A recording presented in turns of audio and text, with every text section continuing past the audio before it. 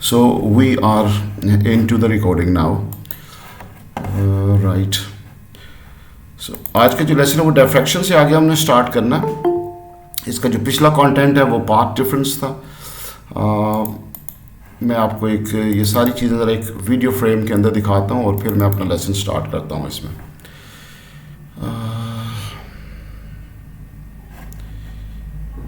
ये अभी आ रहा होगा, इसके बीच में किसी और ने इंटर मारा। 1 मिनट ज़रा।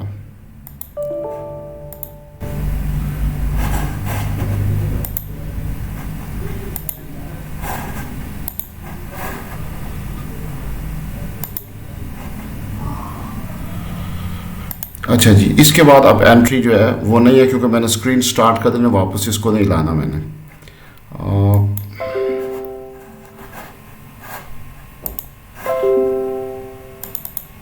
अस्सलाम वालेकुम सर। वालेकुम अस्सलाम। अच्छा यार, इसको ज़रा पहले आप इसकी वीडियोस देख लें। रिपल टैंक के अंदर डिफ्रैक्शन बेसिकली कैसे प्रोड्यूस होती है और इंटरफेरेंस कैसे प्रोड्यूस होती है। ठीक है, वेव्स में मैं जा रहा हूँ, रिपल टैंक में जा रहा हूँ। आपको ये स्क्रीन नज़र आ रही है मेरी, जैसे जैसे मैं स्लाइड्स चेंज करता जा रहा हूँ। Waves can be generated in a more solid. अच्छा, ये देखें, ये हमारे पास रिपल टैंक का वो टैंक है, ये मोटर है जो फ्रीक्वेंसी के हिसाब से वेव जनरेट करती है। ये बॉल मेटल बॉल है, इनको अगर आप नीचे कर देते हैं तो ये सर्कुलर वेव जनरेट कर देते हैं, ऊपर कर देते हैं तो फिर ये आउट हो जाएंगे, और इसको हम नीचे कर देते हैं। ये जो लकड़ी का है ना पीस, ये नीचे करते हैं तो हमारे पास वो स्टेट वेव फ्रंट्स जनरेट हो जाते हैं। ठीक है, इसके ऊपर लाइट लगी हुई है क्योंकि एक सवाल हमने किया था जिसमें वो रिपल टैंक्स को बताता था कि कैसे यूज़ करते हैं आप। मैं सीधा डिफ्रैक्शन के ऊपर आना चाह रहा हूँ।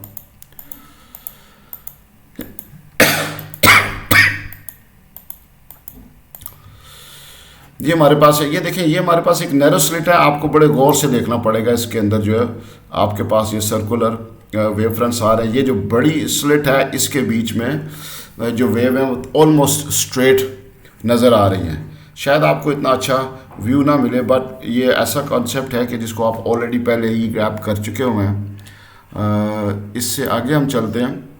ये थी वो फ्रिंजेस। मैंने नॉर्मली लेज़र के साथ इसको करके देखा था, ब्लेड्स ऐसे ही रख के, तो मुझसे हुआ नहीं था ये। लेकिन आपको जस्ट एज ए ग्लैमरस एक वीडियो बनी हुई है कि ये bright fringe followed by dark, then central fringe is more bright. जितने दूर होते जाएंगे उतना आपका ब्राइटनेस जो है वो। सर ये समझ नहीं आती दरमियान में गैप कितना है? कौन सा गैप? वो जो डार्क पार्ट है और फिर ब्राइट है फिर डार्क। हाँ, ये तो इंटरफेरेंस है ना। मैं आपको कह रहा हूँ कि आप खाली ऑब्जर्वेशन देखें इसकी। फिनोमेना तो हमने पढ़ना है। जहाँ पर आपकी कंस्ट्रक्टिव इंटरफेरेंस होगी वहाँ पर आपका ब्राइट रीजन बनेगा, मैक्सिमा बनेगा, ठीक है, एंटी नोड बनेगा, इस किस्म की बात। जहाँ पर आपकी डिस्ट्रक्टिव इंटरफेरेंस होगी वहाँ पे ब्राइट रीजन नहीं बनेगा। इसको भी हम देखेंगे। ठीक है, तो इसी तरीके से आप आ जाएं इंटरफेरेंस के ऊपर। अब ये बेसिकली डिफ्रैक्शन नहीं है, ये बेसिकली दो सोर्स हैं। नज़र आ रहे हैं आपको दोनों सोर्स? वो जो दोनों बॉल थे उनको आप डिप कर रहे हैं तो सर्कुलर वेव फ्रंट्स जनरेट हो रही है। Can you see? जी सर। अच्छा, can you see the impression here? यहाँ पर, यहाँ पर, यहाँ पर आपको दो डिफरेंट किस्म के पैटर्न नज़र आ रहे हैं। जी सर, एक जगह पे लाइट हाँ, एक में जरा वाटर जो है वो बम्प शो कर रहा है, ऊपर उछल रहा है। एक जगह पे वो एक में प्लेन है, स्टिल है। जो स्टिल है वो आपका नोड है, डिस्ट्रक्टिव है। जो दूसरा है वो आपका मैक्सिमा है। यहाँ पर आपके सामने ये नज़र आ रहे हैं। कोई अपना जब यूज़ ना कर रहे हो तो साउंड ज़रा बंद कर दें ताकि ये मुझे कुछ आवाज़ आ रही है वहाँ से। देखें, ये आपके पास ये ट्रफ है, ये क्रस्ट है, ये ट्रफ है, ये क्रस्ट है, तो ये दो वेव बनी हुई हैं। जब क्रस्ट के ऊपर फॉल कर रहा है तो यहाँ पर मैक्सिमा बन रहा है। जब ट्रफ के ऊपर फॉल कर रहा है तो मैक्सिमा बना। अगर ये ट्रफ है तो ये क्रस्ट होगा। तो ये दोनों मैक्सिमा के पॉइंट है। यहाँ से एरो ऐसे निकलना चाहिए। ठीक है, ये क्रस्ट एंड ट्रफ है। यहाँ पर मिनिमा आएगा, फिर मैक्सिमा आ जाता है। ये देखें, ये मैक्सिमा, मेरा जिधर कर्सर जा रहा है ये मैक्सिमा बन रहा है, ये मिनिमस बन रहे हैं, और ये भी मैक्सिमस बन रहे हैं। मैक्सिमा कहाँ पर बनते हैं? जहाँ पर क्रस्ट आपस में मीट कर जाएं या ट्रफ आपस में मीट कर जाएं। ठीक है, do you understand this Ayaan? ये कॉन्सेप्ट है, क्लियर है? Hello, anyone else? जी सर, क्लियर है। अच्छा, जो हमने पाथ डिफरेंस पढ़े हुए हैं वो ज़रा आप यहाँ पर देखें। ये जो डॉटेड रिंग है ये तो ट्रफ है, और ये क्रस्ट है, ये पूरी वेव बनती है, ये आधी वेव है, ठीक है। तो आप ज़रा इस पॉइंट को अगर मार्क कर लेते हैं तो ये इस सोर्स से λ/2 है, ठीक है। इस सोर्स से कितना है? 0.5 और 1.5। तो 1.5 लैम्डा माइनस 0.5 लैम्डा, तो आपके पास पाथ डिफरेंस लैम्डा आ जाता है। तो यहाँ पे कंस्ट्रक्टिव रीजन होगा क्योंकि ये integral multiple of lambda zone है। तो आप फिर समझाएं। अच्छा, मैं ये कह रहा हूँ, चले इसको मेरी ड्राइंग के ऊपर रहने दे, मैं ये ड्राइंग करके आपको बताता हूँ। आपको ज़रा मैं इसकी कलरफुल स्लाइड पे लेके जाता हूँ। ये सारे जो रेड पॉइंट्स हैं इनके बीच में कॉमन स्टेटमेंट में देने लगा हूँ, ये सारे मैक्सिमाज हैं। आप ज़रा मुझे बताएं कि बात मैंने सही की है या गलत? जी सर, सही। ये सही है, ठीक है। इसका मतलब है कि अगर ये आपका सेंट्रल मैक्सिमा होगा दोनों का, ये वाला यहाँ पर, ठीक है। मैक्सिमा साउंड, अगर साउंड है तो साउंड सुनाई देगी। इधर दूसरा मैक्सिमा होना है, इधर इसकी साइड पे वाला मैक्सिमा होना है, बीच में मिनिमाज आएंगे, ठीक है। जो सामने ये इधर आपके नज़र भी आ रहे हैं, मैक्सिमाज एंड मिनिमाज, मैक्सिमाज एंड। सो मैं अब मिनिमाज को ब्लू कलर दे देता हूँ। नज़र आ रहे हैं ये आपको? तो अब आप देखें, अगर मैं स्ट्रेट लाइन इधर किसी स्क्रीन के ऊपर डालूं, ठीक है, ऑल्दो के वाटर वेव में स्क्रीन का कोई कॉन्सेप्ट नहीं है, लेकिन लेट्स से अगर ये हमारे पास लाइट सोर्स का कोई मैटर होता तो इधर ब्राइट होता, इधर डार्क होता, और इस जगह के ऊपर भी ब्राइट आता। एम आई राइट? ठीक है। अच्छा चले,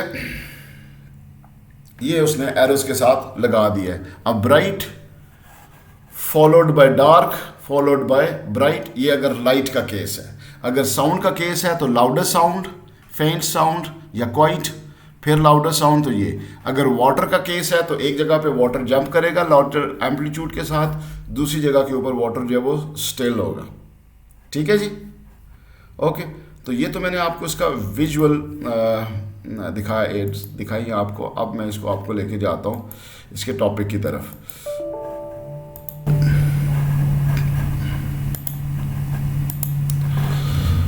ओके, लेट्स स्टार्ट। मुझे एक पेज चाहिए। चले यहाँ पे आ जाते हैं। व्हाट्सएप में किधर है? यहाँ पे है। ये आपके पास हमारे नोट्स थे, जिसके मैं चाहता हूँ कि मैं किस पेज को इस वक्त आपके साथ डिस्कस करने लगा हूँ।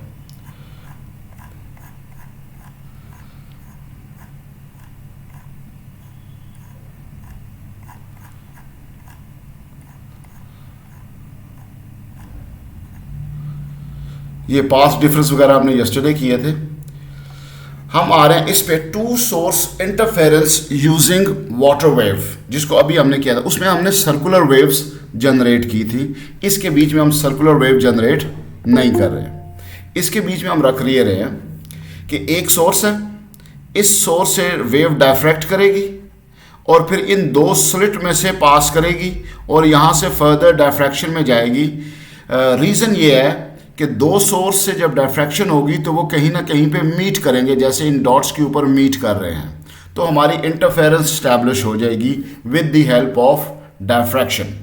ये जिन बच्चों ने लेसन मिस किया था, ये ज़रा मुझे थोड़ा सा यस करते रहेंगे ताकि मैं थोड़ा सा इनकरेज होता रहूँ कि यार वाकई आवाज़ पहुँच रही है आपके तक। अच्छा, आप ये देखिए कि S1 और S2 क्यों ज़रूरी हैं।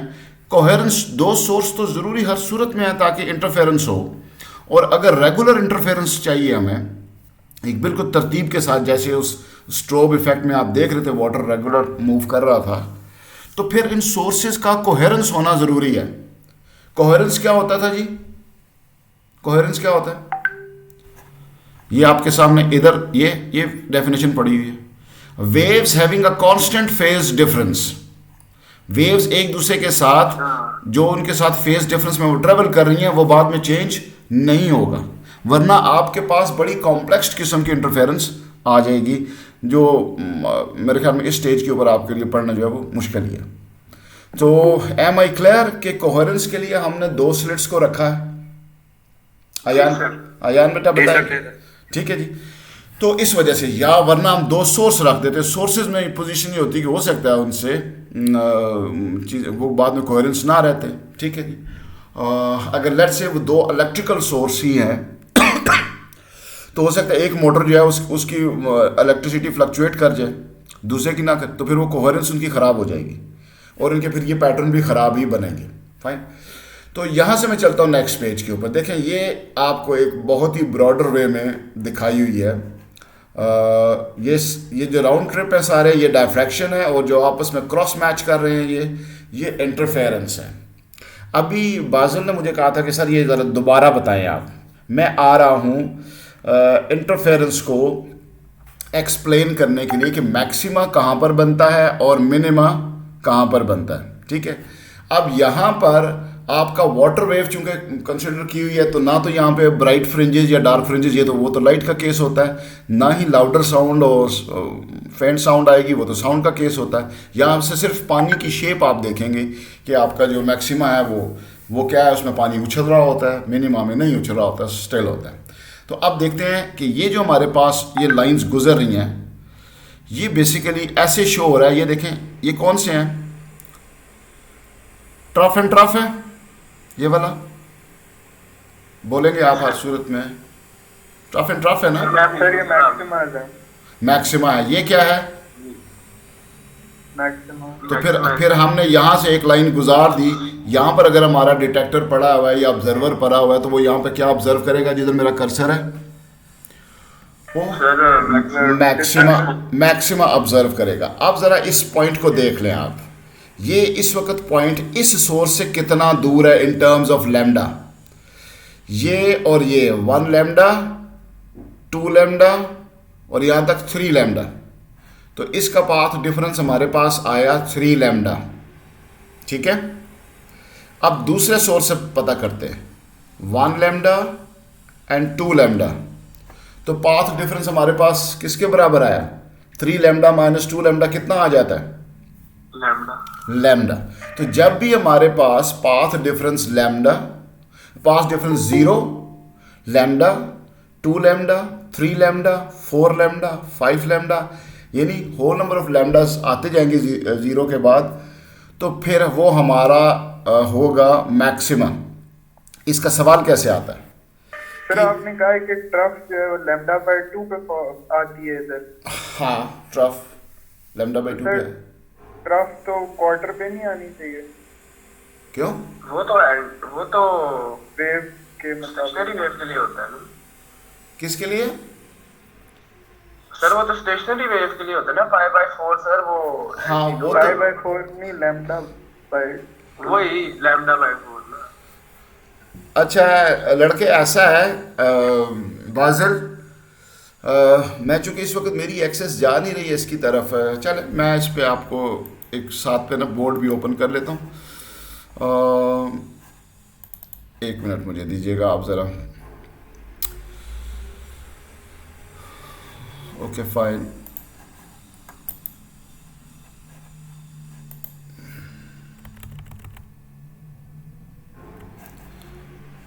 दो पेजेस में स्पेयर कर लेता हूँ यहाँ पे। हमारे पास डेस्कटॉप पे ये आ गया, पब्लिश हो गया। चलें जी, अब मेरे पास ज़रा थोड़ा सा राइटिंग का ऑप्शन आ जाना है। I can manage to. अच्छा लड़के, अब आपका सवाल जो था वो कभी कभी एक पॉइंट फंस जाता है, तो उसको ये आपके माइंड में फंसा, अदरवाइज ये कोई इतना परेशानी वाला मसला नहीं है। देखें, आपके पास है ये एक लाइन, इसके ऊपर है ये एक वेव, ठीक है। मुझे ये बताओ, ये तुम्हारा क्रस्ट है, ये ट्रफ है, बीच में कितना फासला है? 90 का। और लड़के 180 का है। अच्छा हाँ जी जी जी सर, 180 का। हाफ वेव का है या नहीं है जी सर? क्रस्ट और ट्रफ में। तो फिर जब आपके पास ये सोर्स है। आवाज़ बंद करें, आवाज़ बाजिल, आवाज़ बंद करें। अच्छा जी, ये देखिए ज़रा, आप, मैं खुद यहाँ पे बना रहा हूँ तो आपको बनाते साथ ही आपको यहाँ से आपने ये डायफ्रैक्शन ली। ये हमारे पास 3 वेव फ्रंट्स आ गए। ये मैं इनके क्रस्ट बना ट्रफ बना रहा हूँ।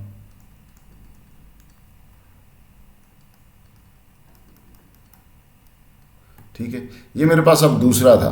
ठीक है, तो ये भी 3 वेव्स बना दें, ये भी ट्रफ ट्रफ।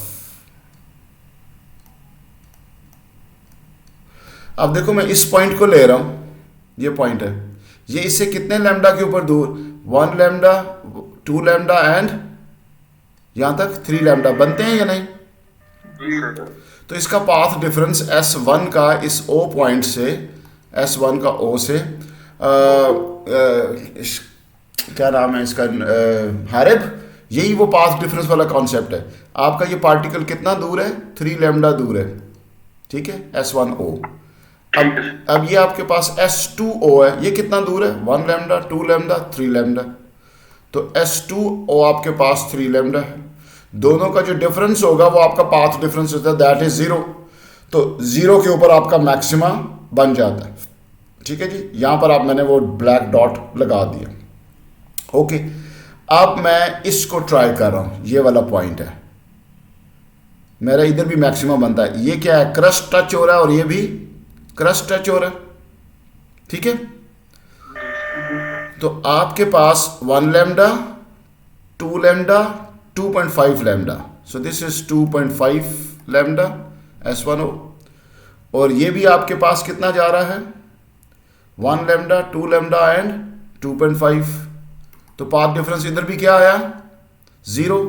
तो ये जो आपकी सेंट्रल फ्रिंज होती है, इसका पाथ डिफरेंस हमेशा 0 होता है। और ये यहाँ पर अगर लाइट है तो ब्राइट लाइट, अगर वाटर है तो ज़्यादा उछला हुआ पानी नज़र आएगा, और अगर साउंड है तो लाउडर। तो ये आपका मैक्सिमा आ गया।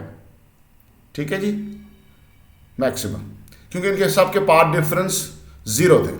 अब आते हैं इसके ऊपर, इस पॉइंट पे।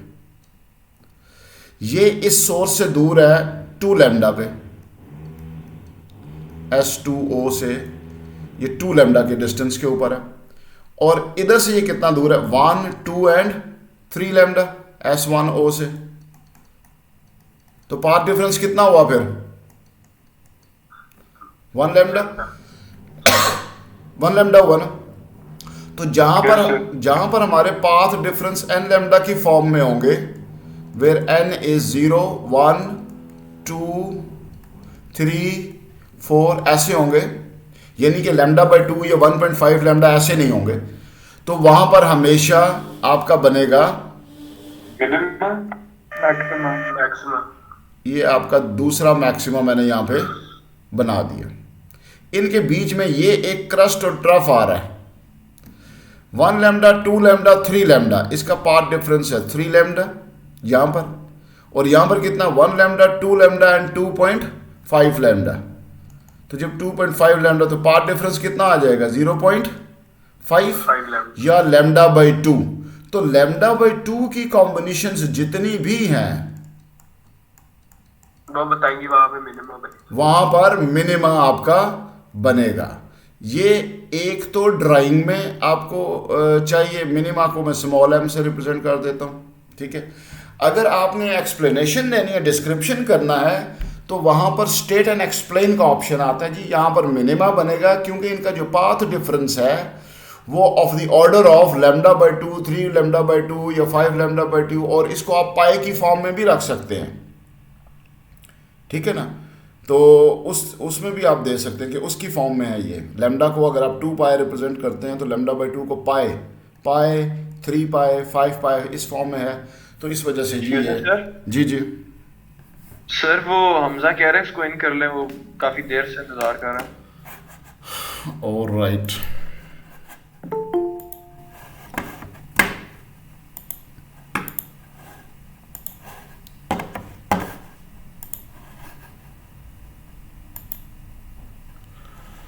ओके जी। पॉइंट किधर थे?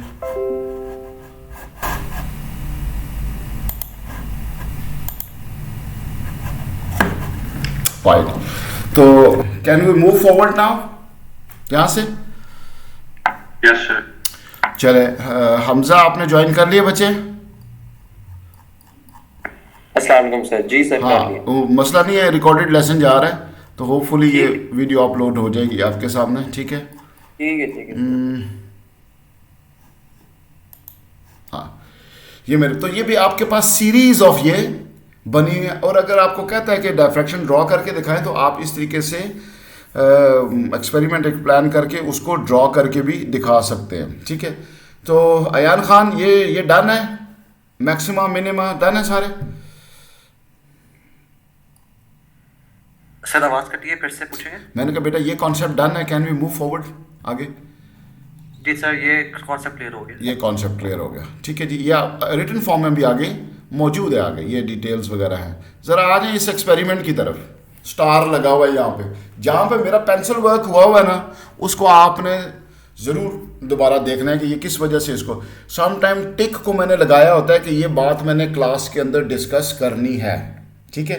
तो ये ज़रा साइकोलॉजिकली आप इसको देख लीजिएगा, जहाँ जहाँ मेरी वर्किंग हुई है उस पॉइंट को आपने 2 दफ़ा देखना है। अच्छा जी, ये बना हुआ है, जैसे नज़र आ रहा है कि ये स्पीकर्स हैं। इसका मतलब है कि यह वाटर वेव नहीं है, ये कौन सी वेव है? साउंड वेव है। तो एक्सपेरिमेंट है कि साउंड वेव से आप डायफ्रैक्शन और इंटरफेरेंस को डेमोन्स्ट्रेट करवाएं, ठीक है? तो आप ऐसा करेंगे कि जी इस तरीके की आप पिक्चर बना लें। ये आपका सिग्नल जनरेटर हो गया, ये आगे आपकी वो 2 स्लिट्स की जगह 2 स्पीकर पड़े हुए हैं। सेम सिग्नल दोनों को जा रहा है। इसकी वजह क्या है जी? क्यों सेम सिग्नल जाना चाहिए दोनों को? सर कोहेरेंस होना, कोहेरेंस करने के लिए, ठीक है? ये आपने एक फॉर्मेलिटी के तौर पे बना दिया। यहाँ पर आपने माइक मूव कराना।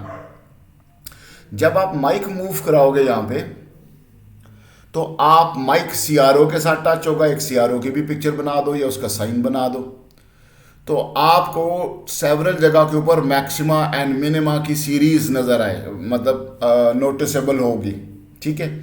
तो उससे आपका कंक्लूजन क्या जाएगा? Maxima and minima they are formed during an interference, या they are called the interference patterns. तो आपका ये एक्सपेरिमेंट जो है वो डन हो जाता है। ऑपरेटर्स भी शो हो रहा है और उसके बीच में आपकी ऑब्जर्वेशन भी शो हो रही है और एंड के ऊपर कंक्लूजन भी शो हो रहा है। और ये 2 से 3 नंबर का होता है। You are done with that, ठीक है जी? अब इसी को मैं कर लेता हूँ इधर आपके नोट्स की फॉर्म में, ज़रा अपने अंदाज से, क्योंकि ये एक्सपेरिमेंट मुख्तलिफ अंदाज से आए हुए हैं एग्ज़ाम में। अगर आपके पास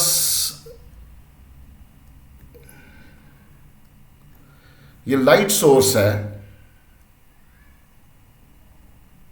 ये लाइट जा रही है इस स्लिट से और ये इधर जा रही है, इस स्लिट से लाइट जा रही है इधर और इस स्लिट से लाइट जा रही है इधर। ये आपका वो ऑब्जर्वेशन लाइन थी। यहाँ पर आप क्या ऑब्जर्व करोगे? ये आपकी डायफ्रैक्शन आ गई इधर से। फिर अब ये जो रीजन है, क्या ये रीजन इंटरफेरेंस वाला है या नहीं है? बताएं भाई जल्दी से मुझे। है सर। क्योंकि इसकी लाइट यहाँ पर इंटरफेयर कर रही है। तो ये एरिया जो है अगर एल्यूमिनेटेड है और यहाँ पर ब्राइट एंड डार्क फ्रिंजेस नज़र आ रही हैं आपको, जैसे मैंने उस ब्लेड वाली शक्ल में बताया था आपको, तो फिर ये कंफर्मेशन है इंटरफेरेंस एंड डायरेक्शन दोनों की, ठीक है ना?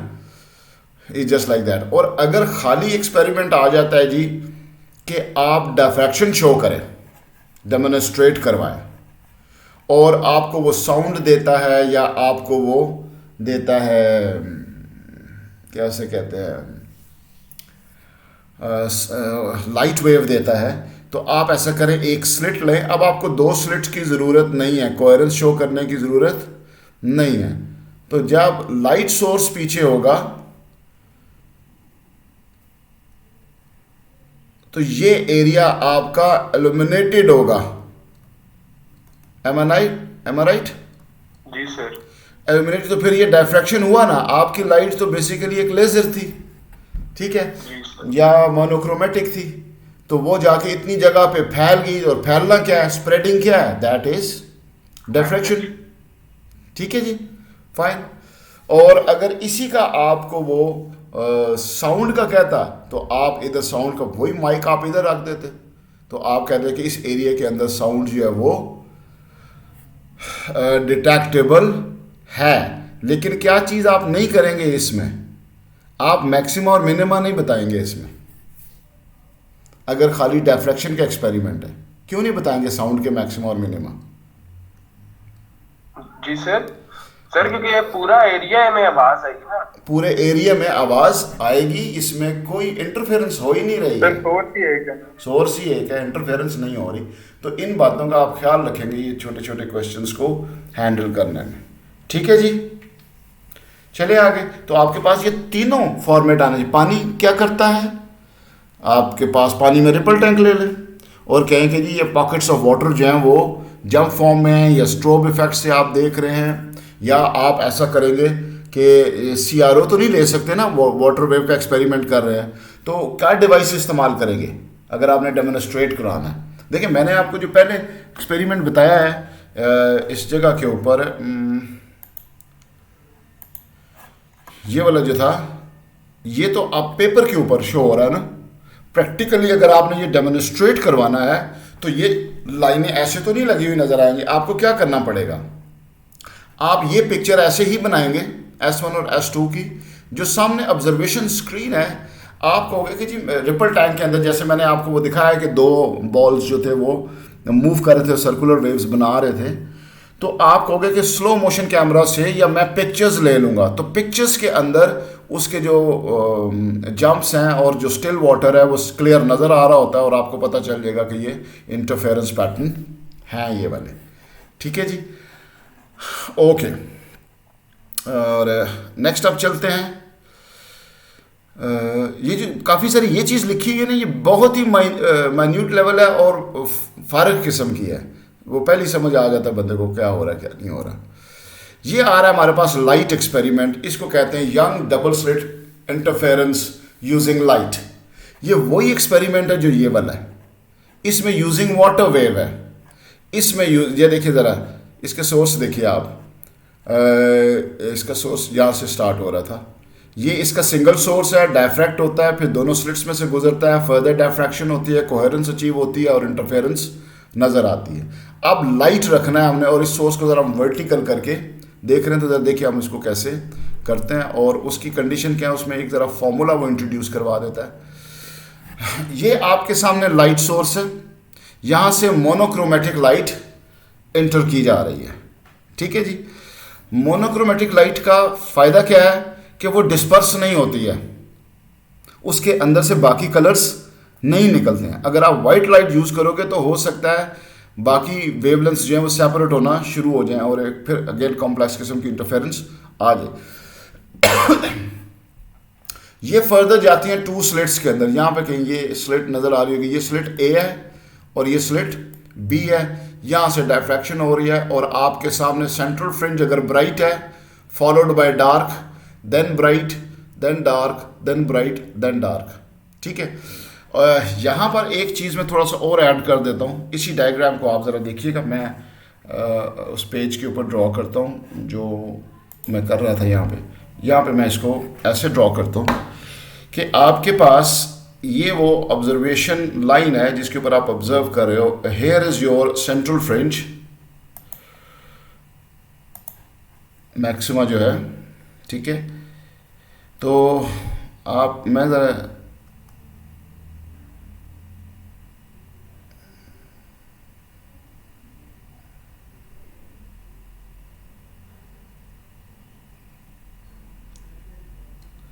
ये आपके मैक्सिमस, ये भी एक पैटर्न है इसको डिस्क्राइब करने का। ये एक मैक्सिमा है, ये मैक्सिमा है, ये मैक्सिमा है, ये मैक्सिमा है, ये मिनिमा, ये मिनिमा, ये minima, maxima followed by minima, maxima followed by minima. लेकिन ये पैटर्न मैंने बनाया क्यों है? अहमद अशरफ बताओगे जी सर। क्यों बनाया? सर ये आपने पैटर्न क्यों बनाया? हाँ मतलब सर डिस्प्ले करने के लिए सर, आई मीन। नहीं, मैं आपको बेसिकली ये शो करना चाह रहा हूँ कि यहाँ पर इंटेंसिटी ज़्यादा क्यों है और यहाँ पर इंटेंसिटी कम क्यों है। सर वो तो उसके डिस्टेंस की वजह से वेवलेंथ सर जो हिसाब है। नहीं नहीं, वेवलेंथ का हिसाब नहीं है बेसिकली। यहाँ देख लें आप, आपके पास एक थी, एम्पलीट्यूड। हाँ जी बिल्कुल, एम्पलीट्यूड कम है ना। ये आपके पास दो थी, दोनों का सेंटर ये है। जी सर।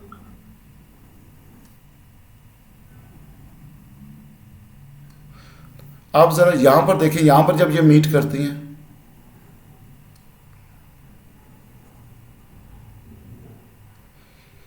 इसकी तो शायद इंटेंसिटी पे इतना फर्क ना हो, लेकिन इस पे फर्क पड़ गया क्योंकि इसको बहुत दूर का फासला लगाना पड़ रहा है। जी सर। ऐसे ही है ना, ठीक है। और आपका अगर पाथ डिफरेंस देखें, जितने भी लैम्डास बनते हैं, ठीक है, इसको ज़्यादा इसके अंदर लैम्डास आएंगे, ज़्यादा वेवलेंथ्स आएंगी और आपकी इंटेंसिटी डेफिनेटली ड्रॉप हो जाती है, हो जाएगी। ठीक है। तो इस बात का ज़हन में रखिएगा आप कि ज़्यादा डिस्टेंस आप इससे जितना आप, अब ये बेसिकली ये आपका कितना पाथ डिफरेंस है, इधर तो पाथ डिफरेंस 0 आया ना, हाँ। जी सर। तो इधर क्या आएगा, लैम्डा, इधर क्या आएगा 2 लैम्डा, इधर क्या आएगा आपके पास 3 lambda. The more further you go, आपकी जो एम्पलीट्यूड है वो लेस होगी ही होगी। जी सर। ये बीच में आपका path difference lambda by 5 dark के लिए 1.5 लैम्डा और ये 2.5 लैम्डा, ये डार्क रीजन इसके लिए। तो ये सारी चीज़ें मिक्स अप होके एक वही कॉन्सेप्ट आपको देती जा रही हैं कि हैं काफ़ी थोड़ी सी ज़्यादा चीज़ें हैं, लेकिन एक ही बात वो प्रूव करती जा रही हैं, ठीक है, ग्राफिकली भी और वर्ड की फॉर्म में भी, ठीक है जी। जी सर। सॉरी सर, लेकिन इसमें फ्रीक्वेंसी और एम्पलीट्यूड का आ सकता है कि मतलब इंटेंसिटी का से इफेक्ट कर रही है या नहीं? वो मैंने कर दिया ना, यही आता है ना कि जो फर्दर वाली होती हैं वो डिम क्यों है, ज़्यादा ब्राइट क्यों नहीं है, वो तो ये आता है ना इस लिहाज से। लेकिन अगर तुम फ्रीक्वेंसी चेंज कर देते हो तो फ्रीक्वेंसी तो फिर दोनों की चेंज होगी ना, फ्रीक्वेंसी तो इधर चेंज होती है। सो ताकि coherence maintain रहे। हाँ वो तो फिर दोनों की चेंज होगी। अगर आपने ब्राइटनेस लानी है तो ये फिर भी ज़्यादा ब्राइटर होगी, बाकी उसके कंपैरेटिवली कम ही होंगे, ऐसे ही है ना। देखें, अगर आप कोई बंदा मस्जिद में जाता है नमाज़ पढ़ने के लिए, वो अपना अच्छी मैक्सिमा सुनने के लिए अगली सफ़ों के अंदर मौजूद है, बाकी जितने दूर जाते जाएंगे वो उतने बेहतर मैक्सिमा तो नहीं ले सकेंगे आवाज़ सुनने के लिहाज से, am I right? जितना दूर होते जाएंगे आप सोर्स से तो आपकी डेफिनेटली वो कम ही होती जाएगी। उसने फिर इसको कंक्लूड किया है कि जी जो फ्रिंज स्पेसिंग है, एक ब्राइट, ये ज़रा सुनिए वो होती क्या है, फ्रिंज स्पेसिंग होती क्या है, एक पूरी ब्राइट और एक पूरी डार्क एक फ्रिंज स्पेसिंग है, या आप centre of the bright and the centre of the next bright, ये आपकी पूरी फ्रिंज स्पेसिंग है। तो एक ब्राइट एंड डार्क का जो पूरा पैटर्न है वो आपका फ्रिंज स्पेसिंग बनता है, ठीक है। ये फॉर्मूला आ जाता है x is equal to lambda D by A. तो x is distance between the centre of the successive bright और dark fringes, lambda is the wavelength, d is the distance, बताता हूं क्या है, a is the slit separation, d distance था जो यहां से यहां तक है, ठीक है, और जो स्लिट सेपरेशन है वो दोनों स्लिट्स के बीच में जो डिस्टेंस है, मैं यहां पर उसको बता देता हूं भाई, यहां से लेके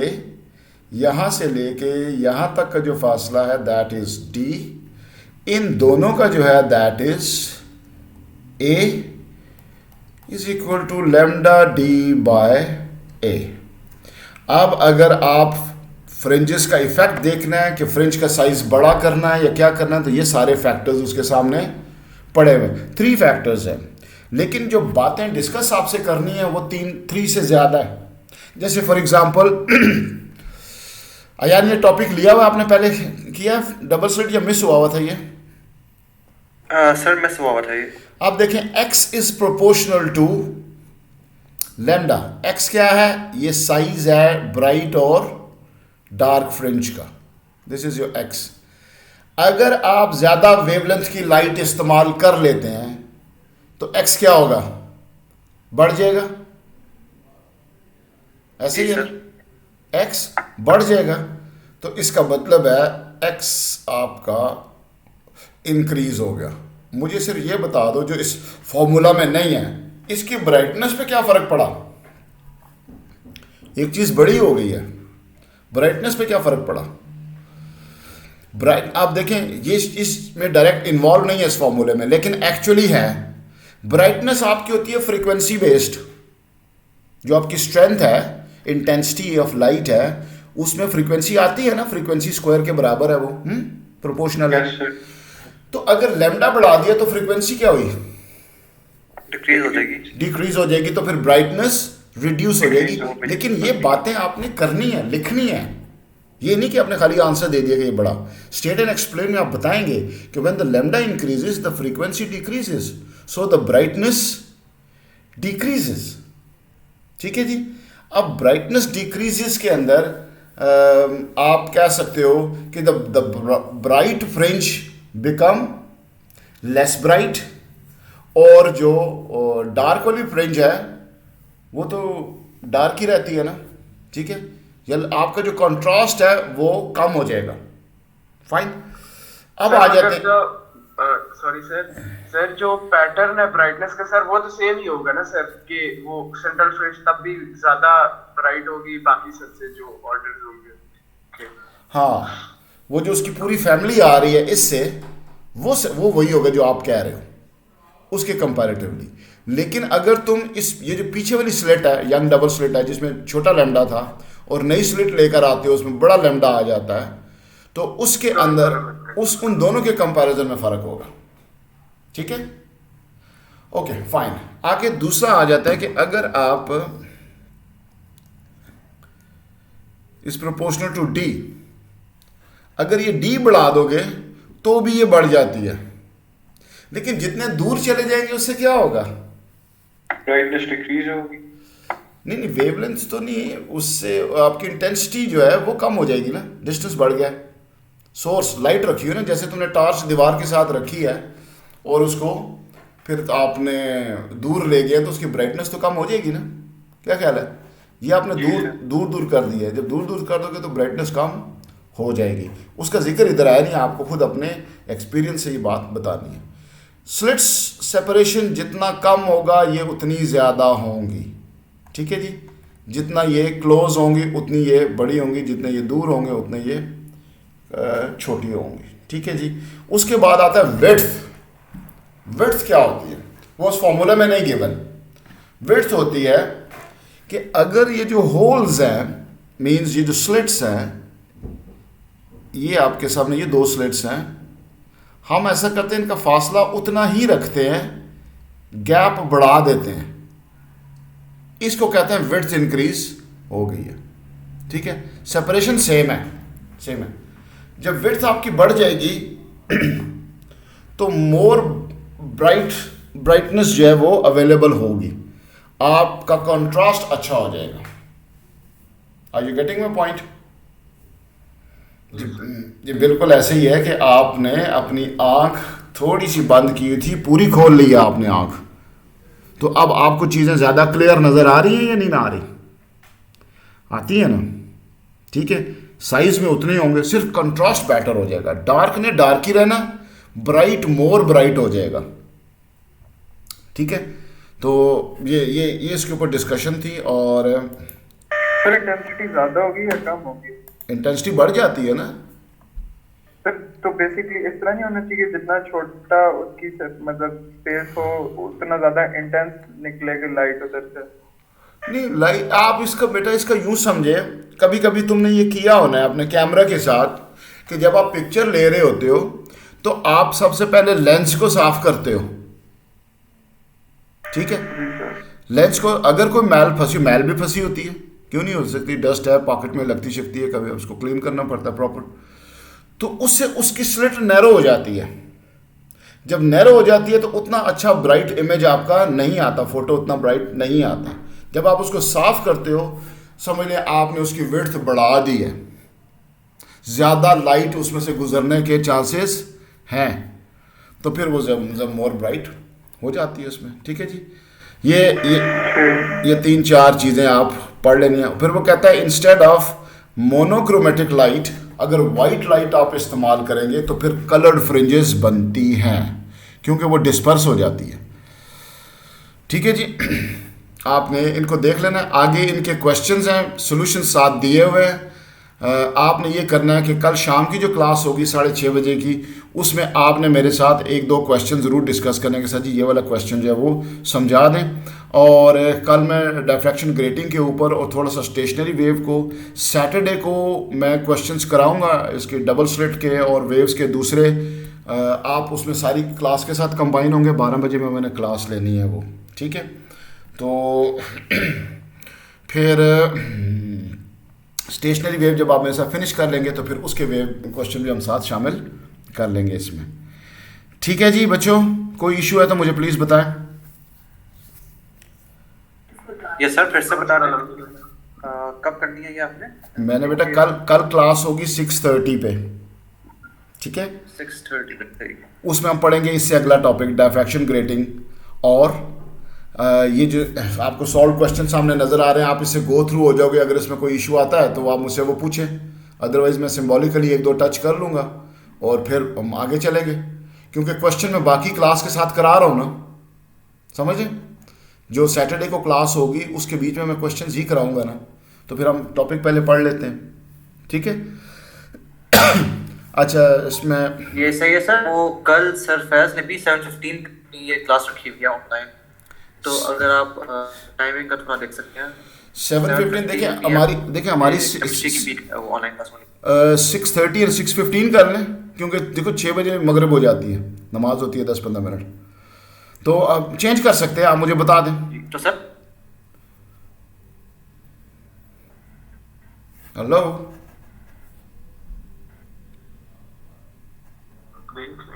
हाँ जी, अब बोले।